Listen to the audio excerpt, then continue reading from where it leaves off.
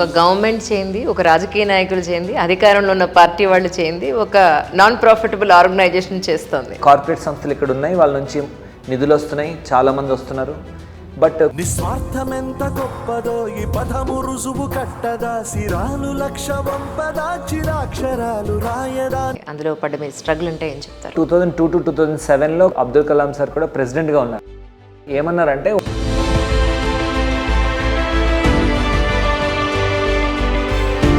ఆ 25 కిడ్స్ నుంచి ఇప్పుడు 30 lakh పీపుల్కి మనం హెల్ప్ చేయగలిగాం. పర్ఫెక్ట్. తెలంగాణలో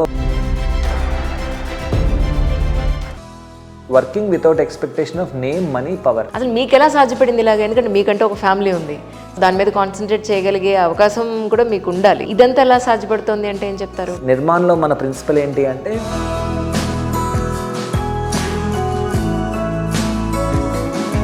₹10,000 per month నుంచి 2.5 lakhs per month ఇచ్చే విధంగా తయారు చేసుకోండి. మీకు ఎలాంటి ఇబ్బందులు లేవండి? సీరియస్లీ ప్రతిరోజు ఇబ్బందే.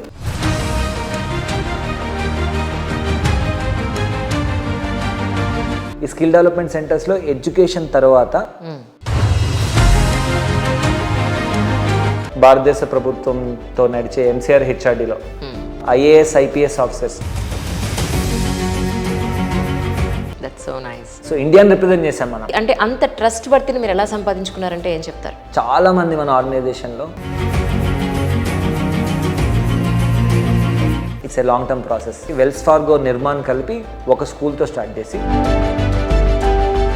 ఈ రోజున 100 schools చేశారు. ఈ సందర్భంగా ప్రజలకి కానీ, యూత్కి కానీ, సొసైటీకి మీరు ఏం చెప్పదలుచుకున్నారంటే ఏం చెప్తారు? ఒకటి, యూత్కి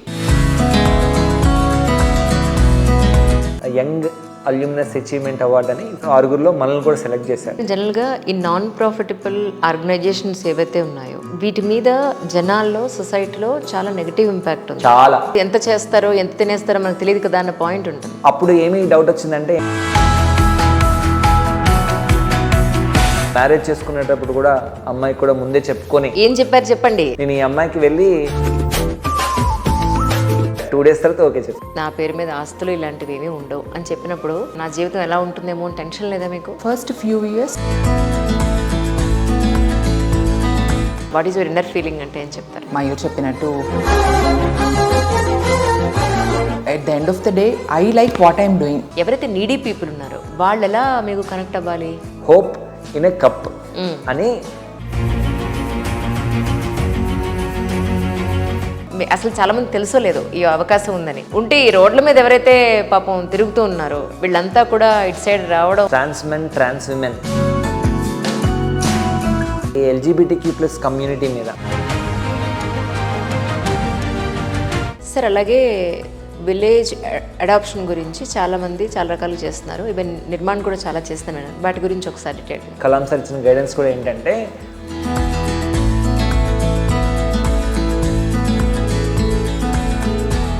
1.5 బిలియన్ పీపుల్ మన ఇండియాలో ఉంటే ఒక్క రోజు ఒక్క మనిషి ఒక్క రూపాయితో మన దేశాన్ని మనమే బాగు చేసుకోవచ్చేమో అసలు.